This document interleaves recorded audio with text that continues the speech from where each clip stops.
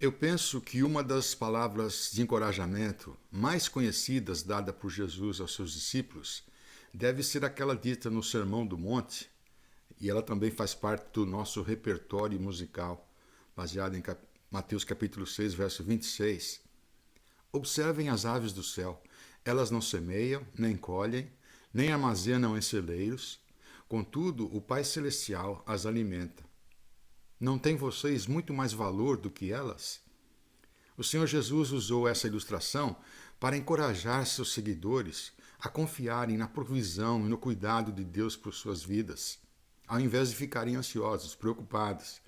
Mas não podemos negar que em tempos de adversidade, de dor, sofrimento, é difícil permanecermos confiantes nessas palavras, porque a situação ao nosso redor nos dá a percepção de que Deus está distante, ou então não se importando em atender às nossas orações e súplicas. Foi pensando nessa questão que escolhi um trecho das Escrituras escrito por alguém que estava sentindo que Deus estava bem distante da circunstância em que ele se encontrava. Por isso o tema da nossa devocional hoje é Até quando, Senhor? De acordo com as Escrituras, tempos de aflição, de sofrimento, é algo que faz parte da vida humana e que só irá acabar quando o plano da redenção, estabelecido por Deus, chegar ao seu final.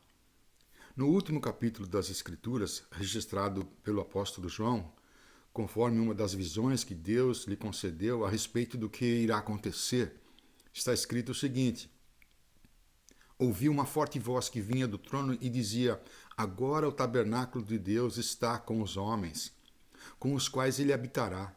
Eles serão o seu povo, o próprio Deus estará com eles e será o seu Deus. Ele enxugará dos seus olhos toda lágrima. Não haverá mais morte, nem tristeza, nem choro, nem dor, pois a antiga ordem já passou. Este mesmo trecho na tradução da Bíblia, a Mensagem, diz assim: ouvi uma voz como um trovão vinda do trono. Olhe, olhe, Deus está de mudança. Ele vai morar entre homens e mulheres. Eles são o seu povo, ele é o Deus deles. Ele vai enxugar toda a lágrima dos olhos deles.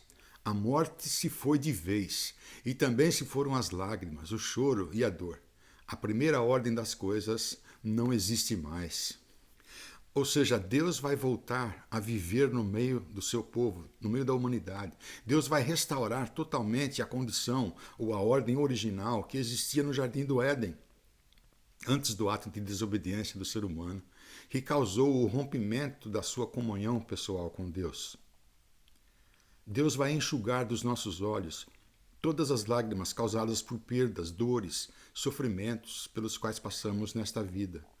Ele vai enxugar as lágrimas que a maldade, a violência, os acidentes, as tragédias naturais nos fizeram chorar nesta vida. Deus vai enxugar as lágrimas de ressentimento, de remorso, amargura que porventura tenham permeado o nosso coração durante a nossa vida. Naquele dia, Deus vai dizer: chega de morte, chega de tristeza, chega de choro, chega de dor e sofrimento, porque a antiga ordem já passou. É uma nova era. Mas enquanto aguardamos o cumprimento desse grande finale do plano da redenção, Deus não nos tem abandonado no meio das nossas adversidades e sofrimentos. Em nenhum lugar das Escrituras podemos encontrar garantia de imunidade contra doenças terminais, garantia de livramento de acidentes, desastres naturais e de todo tipo de adversidade. A garantia que temos é de que, assim como um bom pastor cuida do seu rebanho, Deus promete que estará nos sustentando e caminhando ao nosso lado. Com isso em mente, então, hoje eu quero focalizar a nossa atenção em um dos 150 salmos do livro dos Salmos, Salmo capítulo 13, que é um lamento diante de Deus de alguém que estava passando por uma situação de sofrimento e que estava se sentindo desamparado por Deus. Deus parecia estar, no mínimo, desinteressado da sua situação. Eu tenho certeza de que não preciso convencer nenhum de vocês a respeito da existência do sofrimento neste mundo, não é? É mais do que óbvio. As situações de dor e sofrimento a que todos nós estamos sujeitos se apresentam de formas e intensidades das mais variadas. Mas tão certo quanto o sol irá nascer amanhã cedo, elas fazem parte da vida humana.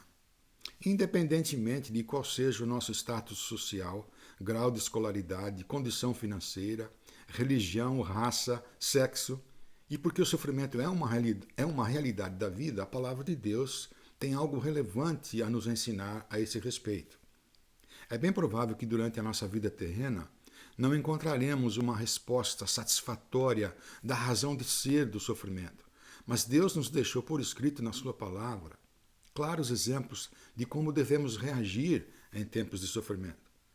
Então espero que, ao considerarmos este tema, este pequeno salmo, possamos ouvir a voz de Deus nos ensinando. Até quando, Senhor? Para sempre te esquecerás de mim? Até quando esconderás de mim o teu rosto? Até quando terei inquietações e tristeza no coração, dia após dia?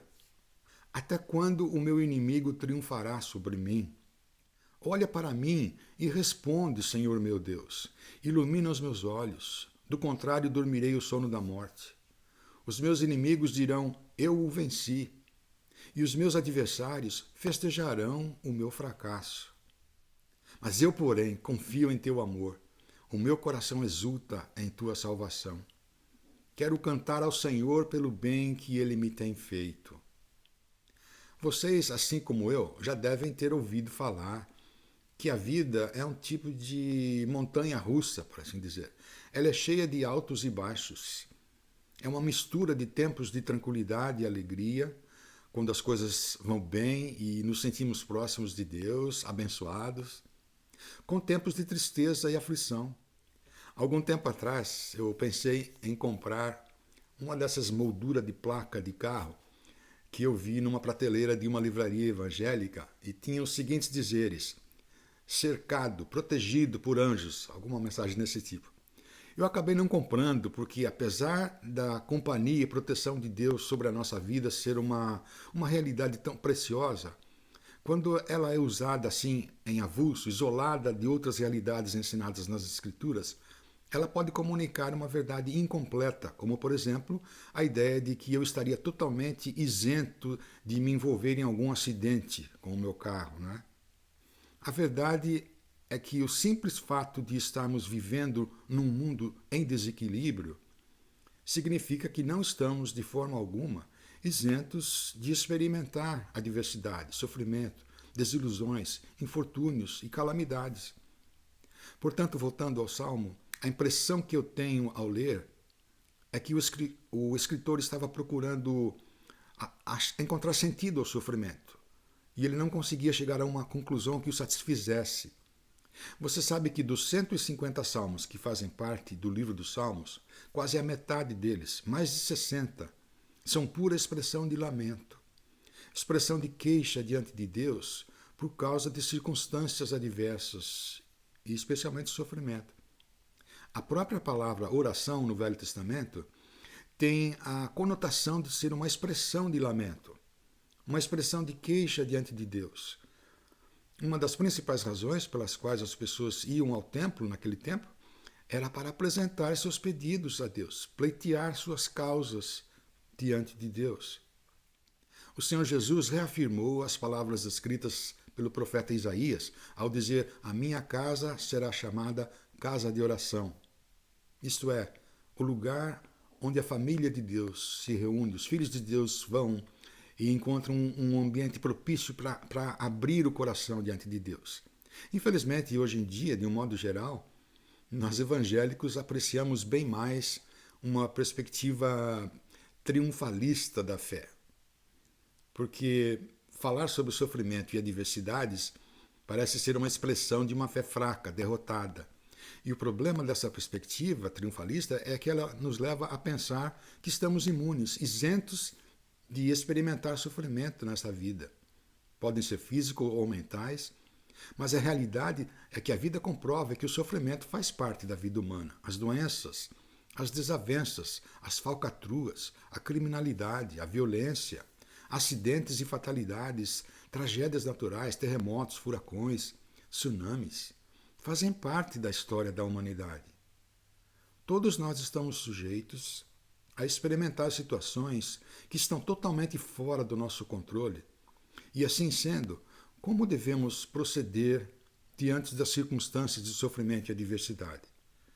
Os salmos de lamento nos ajudam a lidar com isso, porque eles nos colocam diante de Deus, que é o supremo juiz criador, sustentador do universo, para quem não existem impossíveis. Jeremias 32 diz assim: A palavra do Senhor veio a mim, dizendo: Eu sou o Senhor, o Deus de toda a humanidade. Há alguma coisa difícil demais para mim? E a resposta é óbvia, né? Quando o anjo enviado por Deus para anunciar a Maria que ela ficaria grávida do filho do Deus Altíssimo, a pergunta dela para o anjo foi: como isso será possível se eu sou virgem?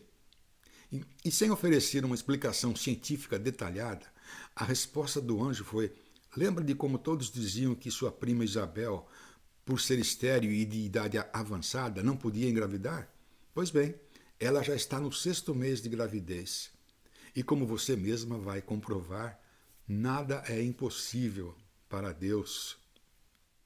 É por isso que, qualquer que seja a adversidade ou o sofrimento que porventura estejamos experimentando ou venhamos a experimentar, nós somos convidados pela palavra de Deus a nos achegar com toda a confiança diante de Deus, certos de que seremos ouvidos e recebidos.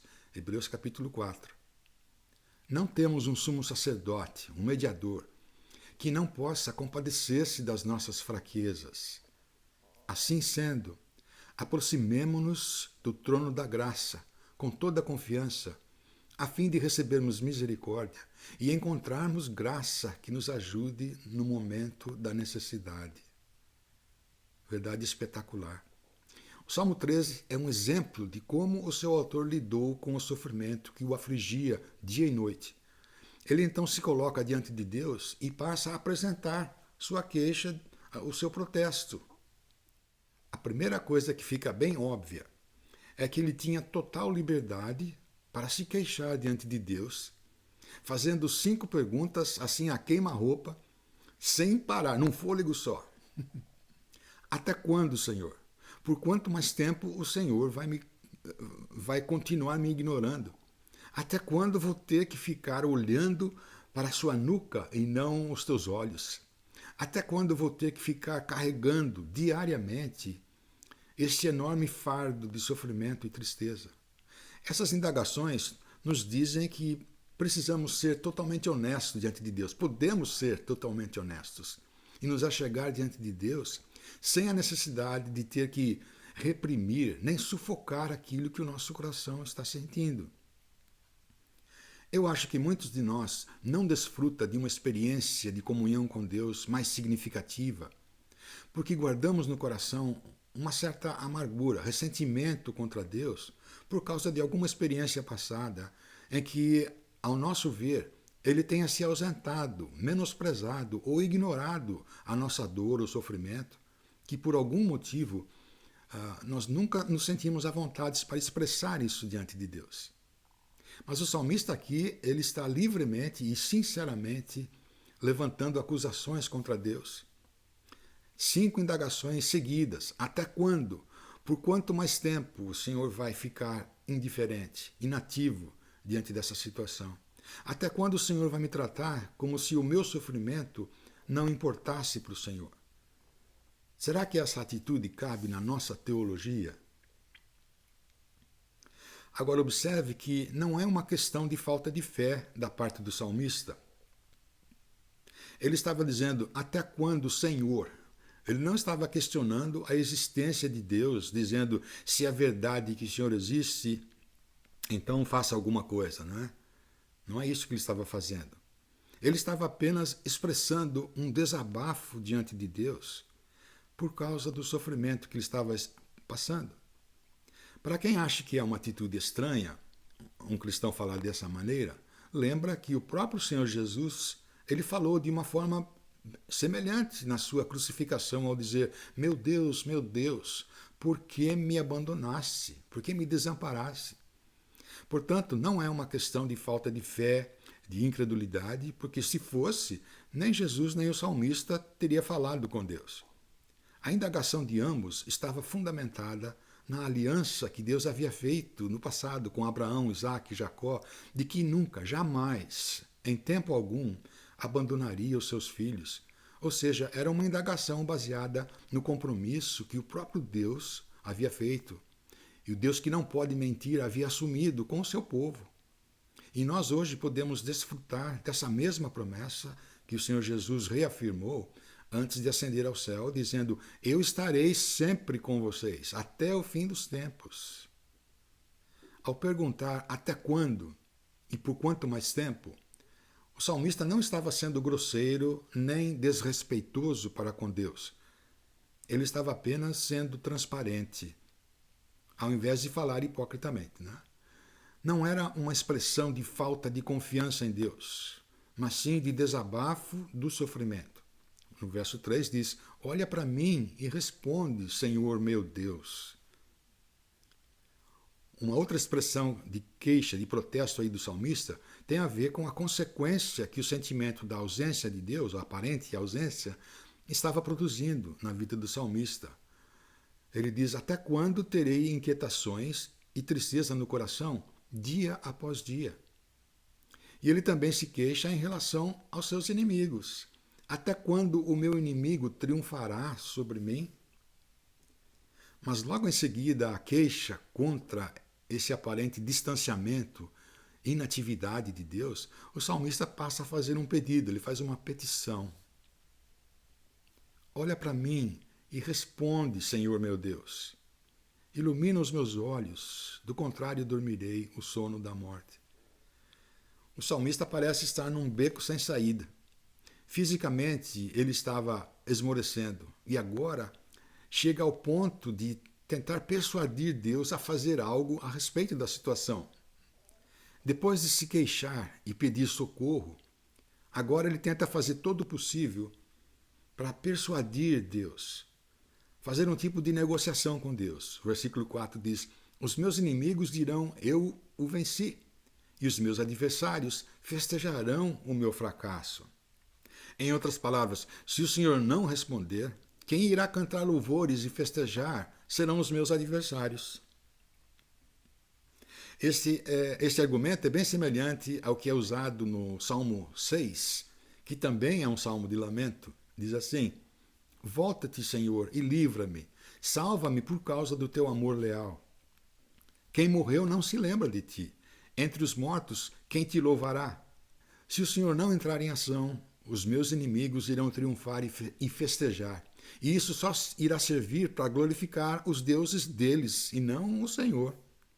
A tentativa de persuadir a Deus, tentar convencer a Deus de fazer a nossa vontade, está sempre presente nos salmos de lamento. Mas não funciona.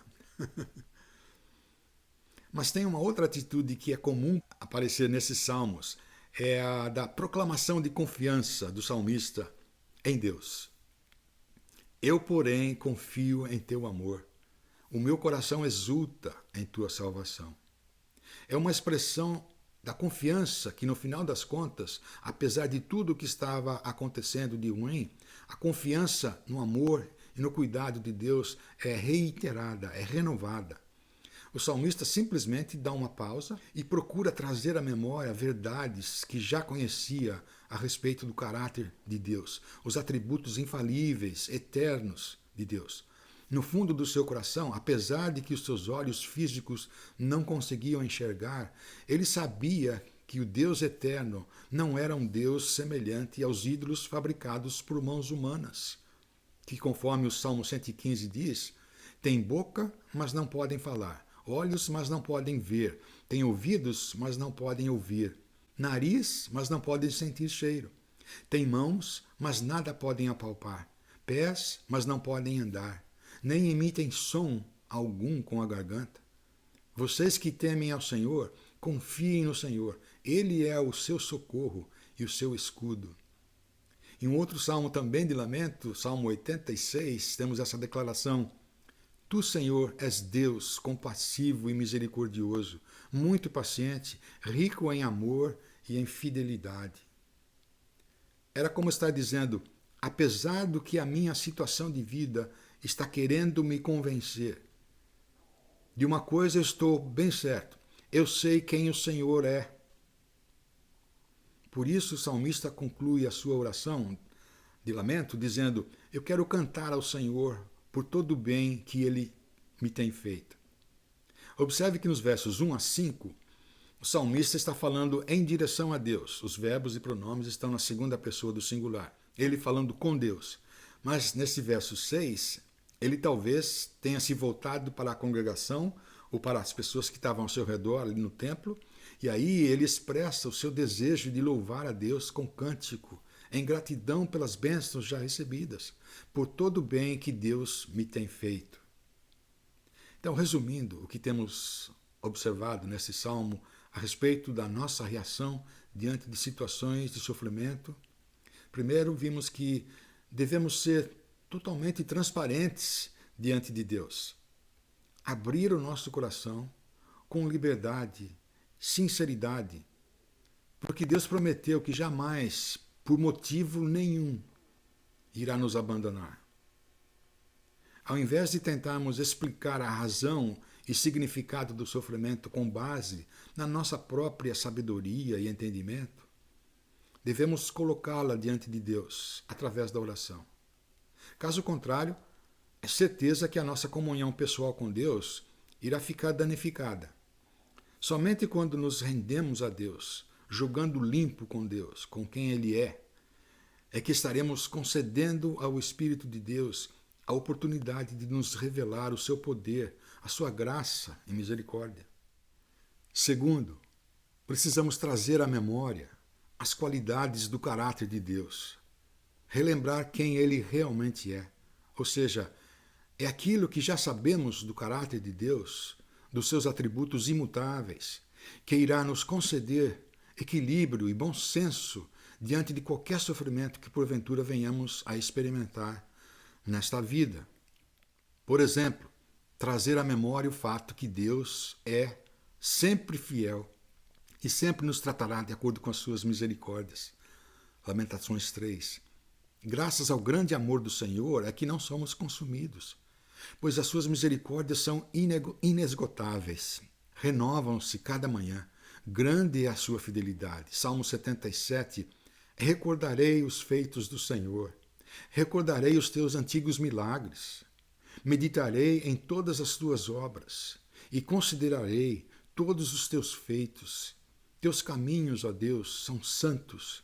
Que Deus é tão grande como o nosso Deus. E terceiro, devemos renovar, reafirmar regularmente a nossa confiança e esperança em Deus. Como o salmista declarou depois de apresentar a sua queixa: eu, porém, confio em teu amor. Vou entoar louvores de gratidão por tudo o que ele me tem feito. Ao invés de continuar me lamentando e me queixando da situação, vou procurar relembrar o quanto Deus já tem feito por mim. Meu desejo é que o Espírito Santo, cada vez mais, nos conscientize dessas verdades que temos observado, especialmente em tempos de adversidade e sofrimento, para que venhamos a experimentar, por experiência própria, da provisão que somente a graça de Deus é capaz de nos proporcionar.